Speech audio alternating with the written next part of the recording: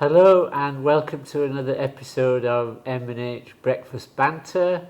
M is obviously Anita Menon, just here, and I am H, Ron Howard. Thank you for joining us again.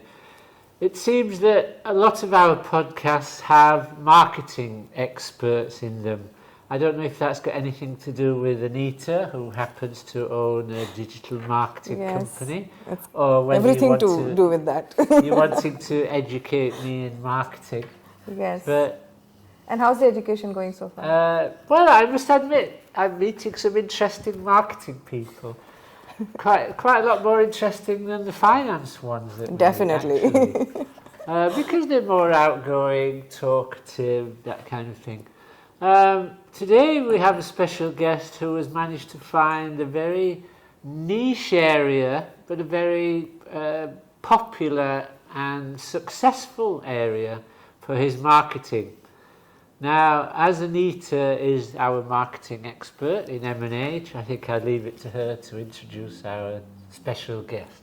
But before that, I will introduce you. This is What's for Breakfast. You forgot that. I forgot that, yeah, I'm sorry. Maybe because you got me orange juice instead of tea this time. I'm still wondering why. What's for breakfast, Anita? So breakfast is as usual sandwiches, because you like sandwiches, Ron.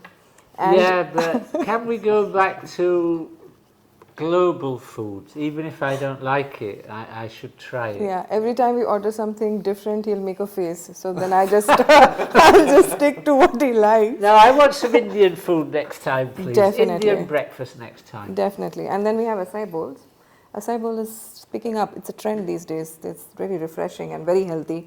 We have coffees for our guest and for myself, and orange juice. Ron's got orange instead of tea. Yes, all of this from Crust and Crema, which is a very lovely cafe just next door to our studio.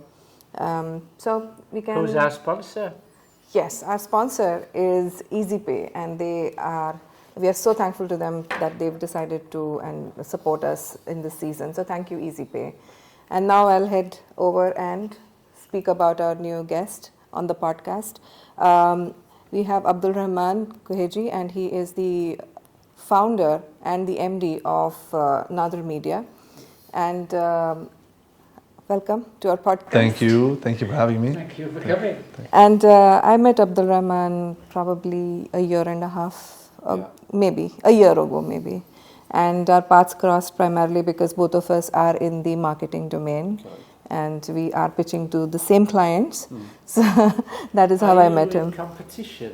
No, not really. She just knows everyone. Yeah, I know everyone. So I'm glad that our paths crossed, and I was very fascinated by what you were doing here in Bahrain, and now I know that you have your sights set on other geographies as well. So is it right to say that you and your brother started this company maybe 2 years ago? Correct, with another co-founder. So predominantly, we started in 2019. We officially launched 2020. Was that a good time to start? That's a good question, because 2020 was Corona. Mm-hmm. That's why I asked you. 2019 until early 2020 was our research and due diligence part of the company. Okay. And we started February 2020. The day we went officially live is February 2020. So in March it was full-blown Corona. March was Corona. So that was an interesting time. Yeah. But worked in our benefit. We turned it around a bit, Sari.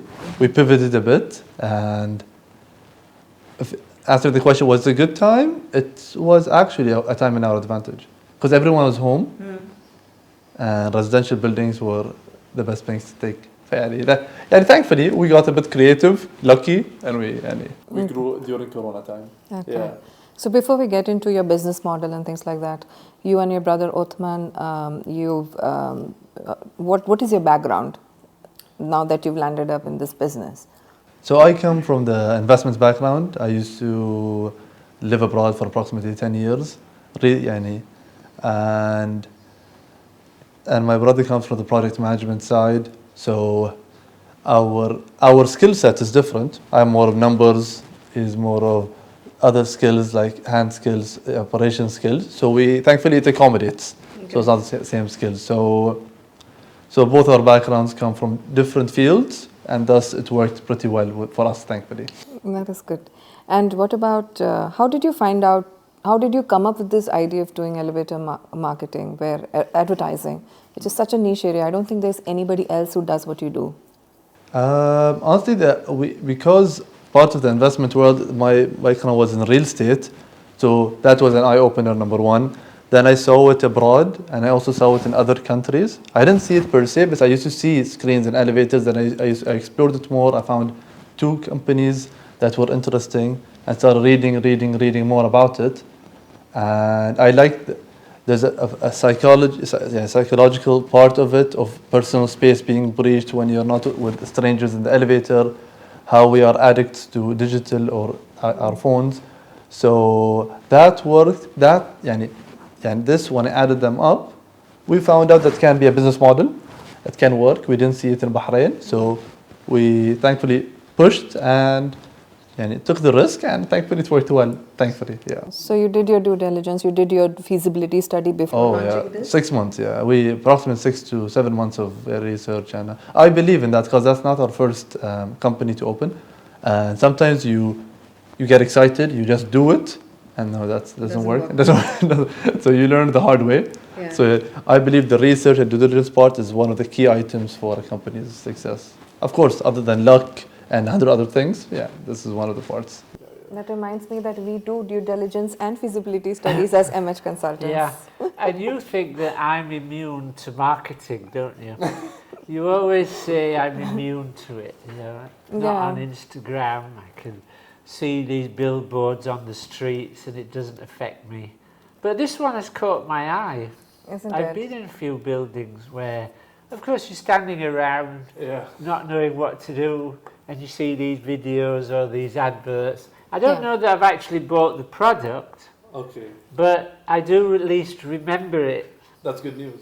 Yeah, isn't that the gist of marketing? That is the gist of marketing. Yeah, I mean, you have that captive audience. I like the feedback. Right, okay, well, tell me the truth, Because that captive audience can't do anything but watch what is being shown. Yeah, thankfully. So, yeah. And we actually said what it is. I don't think we've said what it is yet. The elevator advertising? I think, yes, you can define it for our audience. So basically, it screens in elevators and in both commercial and residential buildings. So when you enter the lift, there's a screen that displays our clients and the building owners' content. So you get to see what's happening. And you get the latest information. That wouldn't have worked 15, 20 years ago before the Al Muayyad Tower was built because the buildings weren't high enough. Yeah. I think the timing was pretty much on our side. I hope, thankfully. Yeah, I mean now you've 50 floors, you've got time to look at it. And thankfully, and honestly some lifts are fast, but thankfully you have a lot of towers down in Bahrain, which is yes, both residential and commercial, so it works in the benefit. Yes. So what are the challenges you faced at the beginning of your entrepreneurial journey for this particular business? I know that you've been doing business and your family is into business, but for this particular one, what were your core challenges? Right, there were times at the beginning and even the middle, and you say, why am I working? And I'm not getting anything. I'm working for 12 hours, 10 hours every day, and you're getting nothing. So the challenges, I would say, predominantly were honestly, maybe first of all, getting the buildings. Because in our field, you have to get as many prime ones as you can to be solid. Getting the clients, and another big challenge was thankfully we achieved was being as efficient as possible as a company. Through technology, through writing policies and procedures, etc.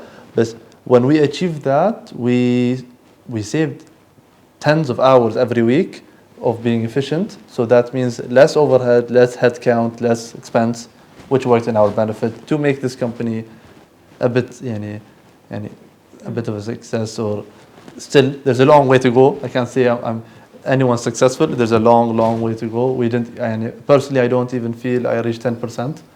So I still remember who my first client was and who I pitched to, and I'm sure you do too. So, who was your first client that you pitched to, and what did you say to them to convince them to come on board?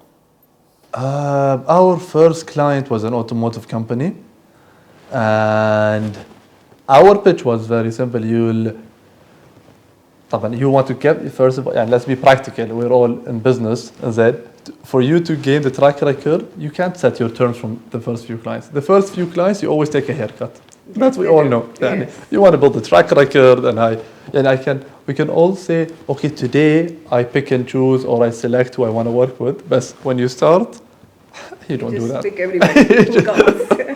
So this was, and we gave them an extremely low number just to get them on board. And honestly, that's how we got them. They loved the idea, but they were like, why would I pay you? We know our product. We know the number of exposures you get. It reaches sometimes millions. And then, because the screen never stops rolling. And an average person uses the elevator. Social media impression. Yeah, and you never stop. I'll be honest. We did a lot of surveys. The number is higher, but our internal average we took it is 3 to 4 times use the elevator. Okay. Average is much higher. If you live in residential and you work in a commercial building, you use it maybe up to 8 times sometimes. Yeah. And smokers. Smokers is 10 plus. Smokers 10 plus. So you want more people to smoke? Smoke. Leave the vape, smoke. I'm joking. No, don't smoke. But in general, we looked at the survey is. So we noticed, we believed in our product, but in the beginning, you have to take a haircut. Yeah. And thankfully, 1 haircut, 2 haircuts, 5, then then you're solid. Yeah. I wish it was not the case, but that's how it is. So far, since you rolled out in Bahrain, what has the reaction been so far? Like, is the uptake really fast, or is it gotten better now, or is it slow now? What is the reaction to your product now?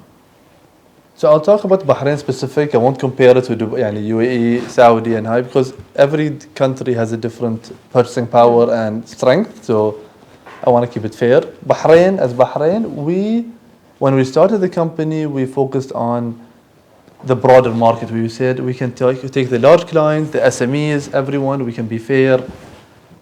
Then we pivoted, of course, like any company. We noticed our niche is in companies that are innovative, smart, large in size, have the budgets. Why do I say innovative, smart? Because a lot of companies have the budget, but they don't want to do it, depending on what they want. So our clients, thankfully, are clients that are either extremely fast-growing companies in tech or very solid companies in size and large. And these are the people we serve, and thankfully we have a higher retention rate. So anyone that signs for a long term, they usually sign annually, then they do another year and another year. So because they know the added value, and we, no matter what, will support them and cater to their needs. So we notice the win-win. But we notice our niche. We know who our clientele is, and these people are who we serve. We are not a company that caters to all segments of the market. We have our selected niche, which is, alhamdulillah, thankfully large, but a selected niche which can work well for our benefit. That's great. I wonder why a building might say no to you, because it seems such a win-win proposition. I don't think any building said no so far. Right. And maybe one building. So you have to pitch to buildings, and you have to pitch to customers also. Yeah. So there are 2 sides here, right? You pitch everyone after that. So about the building, one said no, which I respect, but they said no because they understood because it's a no-name basis. So they said no because they didn't understand what's happening. And at that point of time, we were so tight, I'll be fair to them, we were so tight on the installations and the growing of other buildings that we did not get back to him, because it was like, it's a very simple thing. We're serving you. We are your concierge. We do what you want. So he said no, and I think I'm going to talk about it. And how tall does a building have to be for you to advertise in it? I would say it should. I won't say how. Yani, the number of apartments should be a decent size, above average or on average in market, because you can have a lot of these 3-story buildings, 4-story buildings. In the beginning, it was not worth it. Yani, for beginning, yani, if I, the portfolio, so I can say it publicly, like Fontana, Era, Maya Yusuf Ahmed, and the rest of the prime buildings in Bahrain. These are buildings that are huge. They are towers. Yeah. So answering that question, we used to select and work with to serve the ones that have larger towers because one, it benefits our clients. So the beginning, answering the question, the criteria was solid buildings, good demographic, occupancy is very healthy, as per what we know, yani, and good locations. So, yani, for example, I'm gonna come to you. You say, okay, I need to reach those people because it's hard to reach everyone in Bahrain. So, yani, we found out that because of our demographic that are diversified in a certain criteria, that's why our clients come to us because it's hard to reach these buildings. For example, if you cater to the residential world, example, you can see them on the screen, just clean. And then he caters to those to clean houses, cars, etc., laundry, and other companies like Dubai. They cater to the residential building, so they want to be there. Yeah. So, And so did I, because I advertised with them at the very beginning. Yeah. Gatsby. Alright. And I told. Did she pay? I paid. I paid. Before, and very efficient. I know she paid very quickly, Yeah, that's what he doesn't like about me. I pay very quickly. She pays on time. So, Gatsby is in Sanabis. So, I had a very specific requirement that I want residential and commercial areas, buildings only in Sanabis because this is a neighborhood salon. And nobody is going to come from really like Amwaj or somewhere to this salon. So Abraj. Yeah. Okay. So, no, Abraj, I don't think you're there yet. Oh. Is that the building that said no? Just. Oh, No, that's not. They're not the building that said no, but okay. Yeah. I'll give you an idea there.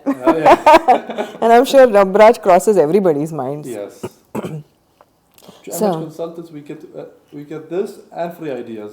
And free food. And free food. Oh, yeah. Yes, absolutely. So, your advertisements that these clients give you to showcase on your screens, what's the duration of these advertisements? How long does an advert need to be? We always recommend our clients to cater to their needs, but to get the proper market exposure for you, we always recommend 3 months and above.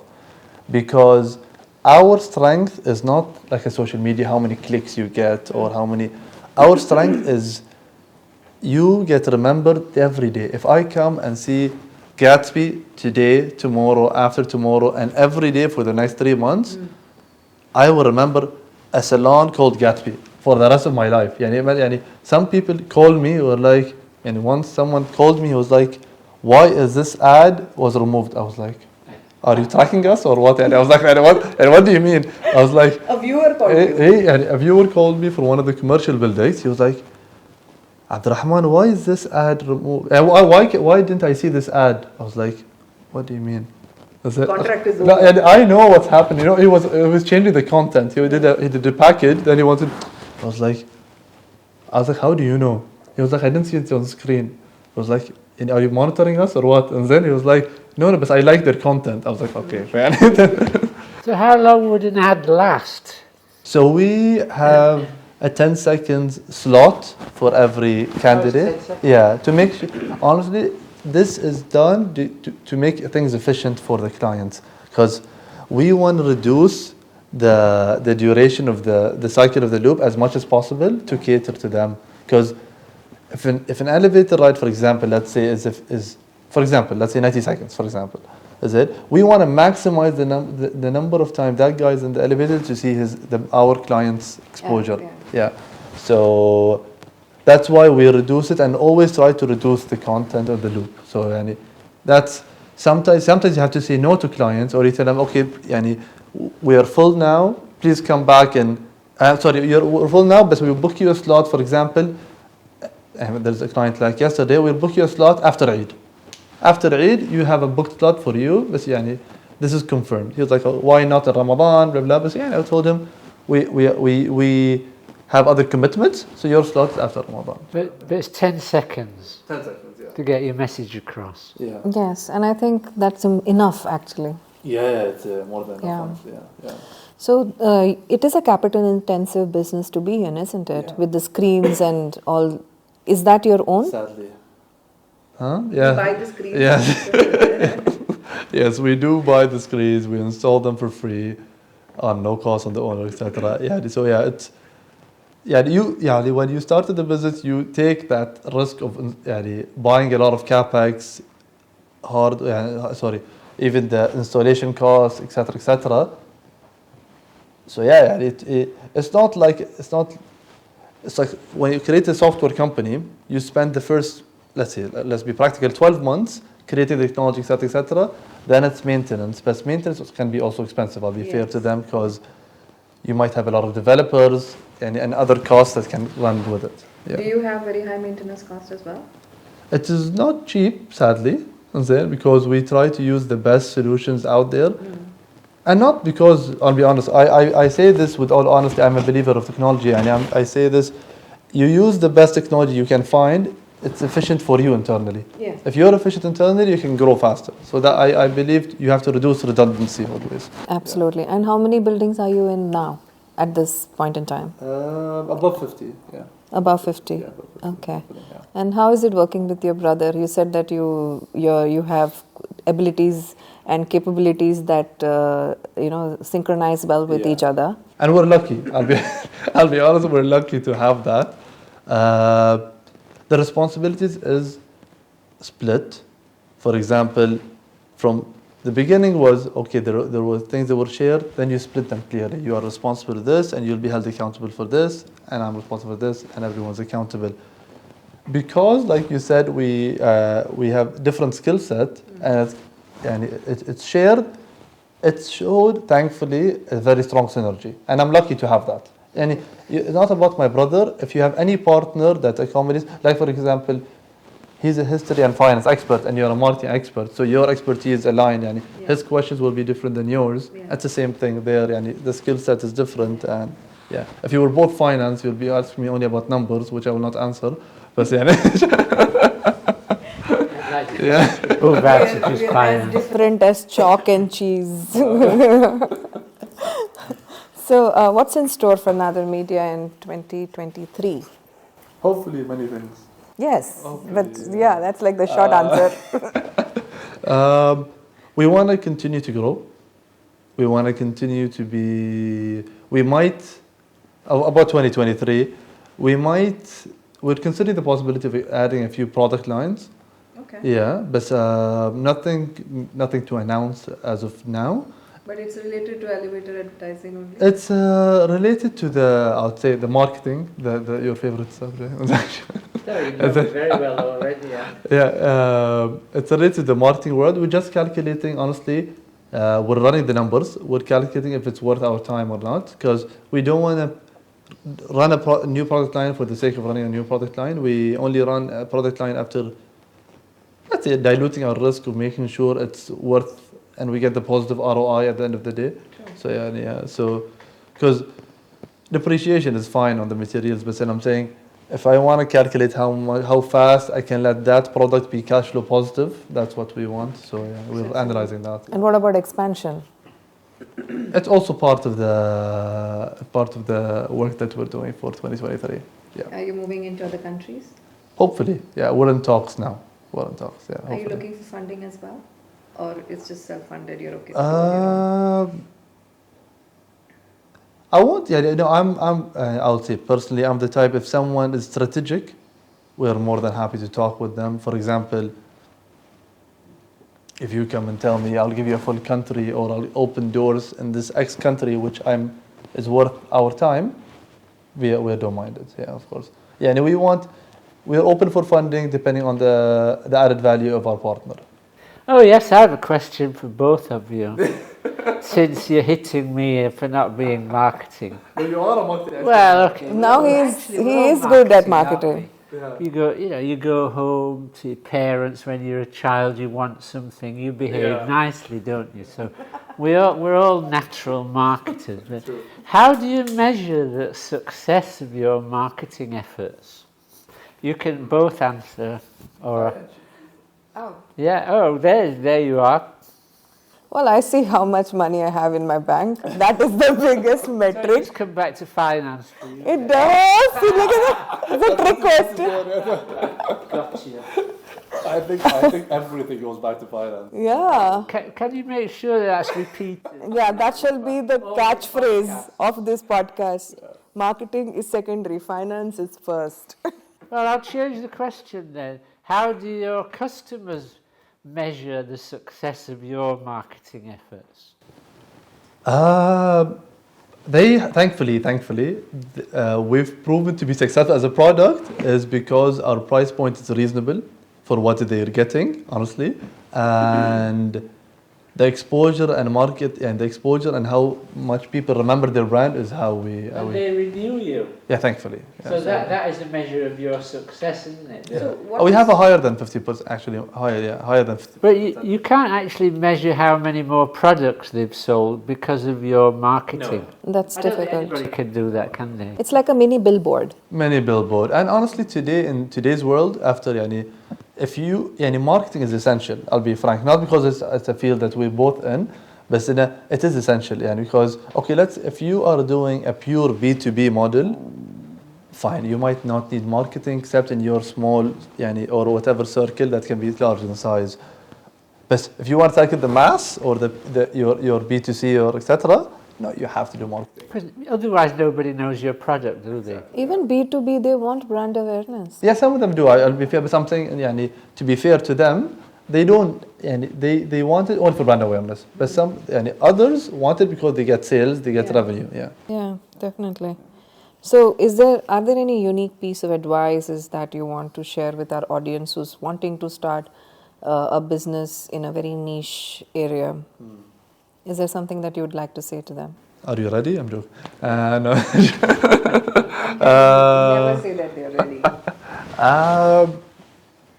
Being both, I was an employee for a lot of years, and now I'm, like they say, an entrepreneur or a self-employed individual. Both are fun. Both are fun, honestly. The entrepreneurial part is, it takes a lot. You think being an employee, as an employee, if you work, 10, 12 hours, depending on your field, sometimes 8 to 12, is it? You think that's okay, now I'm going to be an entrepreneur, I have more time for myself, and that's not the sad truth. But that's part of the job, and we like it. But I'm saying if you have a great idea, do it, honestly. Do your research, run your numbers, understand who your clients are, the whole 9 yards, then do it, and have fun, But calculate your risk. Do everything with a calculated risk. Good advice. Yes, very sound. Hopefully, Cool. So, is there anything you want to ask? No, I'm learning more and more about marketing. I'm so And glad. I started off from a better understanding because I know your product. Yeah. I've seen it in Fontana as well as your... Yes. I always like to, as any owner, you like to hear feedback, and I appreciate it. I appreciate that. I don't know if you do this now, but until last year, you used to promote up-and-coming Bahraini artists also. Are you still doing that? Yes, we are fans of, we appreciate art a lot as part of the company. So what we do is we have a slot on the screen where we push and post the artist's jobs. Yeah. It can be a regional artist or a local artist, so we try to support as much as we can the market. Because art, I don't know, that's my viewpoint, art is a very beautiful thing and hard to do, whether digital art or all other types of art. So we also do that, and we also support startups as much as we can. Okay. So sometimes it started off because marketing is not a cheap thing to do. Yeah. So what we did is there are a few startups that came to us. We offer them a slot on the screen whenever we can, free of cost, of course, to be exposed all around Bahrain. And thankfully, honestly, we had a lot of positive feedback. For example, there was a tailor once, and very, very simple content. She posted what she has to do in services, and she used to get calls. Yeah, and someone calls, okay, I want you to fix the dress. How long will it take you? She's like, 2 days. I want you to fix me this. So we're happy to hear that some of them, in an immediate span of time, immediately got clients, which we're happy that we were able to support. So you're making an impact. We try as much That's as we can. good. Is That's there great. a reason why you asked that question? Well, Since you are a budding artist. no, I appreciate art as well. Yeah. So it really caught my eye that you were, and I'm sure you were not taking money from them. No. You're just promoting their work, and that's great. It's just wonderful. Because you're an artist, aren't you? No, I just dabble. a No, little that's bit. not true. I've seen some of your She never told very, me very that. good pictures. Really? She's a painter. Oh, I'm a Wow. pandemic painter, by the way. I had too much time on my hands to explore Nice. that. Anyways, thank you so much, Abdulrahman. found a new skill. And the other side of Anita, painter, Oh my God. food blogger, Used to be. podcaster, Thanks to Ron. entrepreneur. Anyway, There's always behind the scenes, right? I mean, as a marketer, your client is always in the forefront. Correct. So never thought that I would want to ever come in the forefront talking about anything. So because of him, here I am. I ground her, you know. As I'm sure your brother does to you. Oh, he's already grounded. Sadly. Yeah. I'm the eldest. I'm the eldest from the guys. So yeah. Does he ground you or you ground him? Well, no one ground each other. We just we expect to see things deliver. If something is not delivered, it will be above grounding. Right, okay. Well, Good. That's like really strict. No, don't joke. Great, We great. just have fun and laugh. Honestly, we all just fun and laugh. Great interview. Absolutely. You've been laughing throughout. Thank you for coming. Thank you. Thank you so much. Amazing one. Yes. And let me close the podcast then. Well, We didn't try the breakfast. but we can have that after. Yes. And we really urge you to also try. Thank you. Sure. And thank you so much. This episode is, as you're watching on YouTube, is on MH Consultants. You can find more episodes with a lot of other guests providing different insights on various topics. And you can also find us on Instagram at mhconsultants_Bahrain. And thank you so much for watching. Thank you, Thank you Abdulrahman. for having me. Thank you. Thank you. Thank you. Pleasure.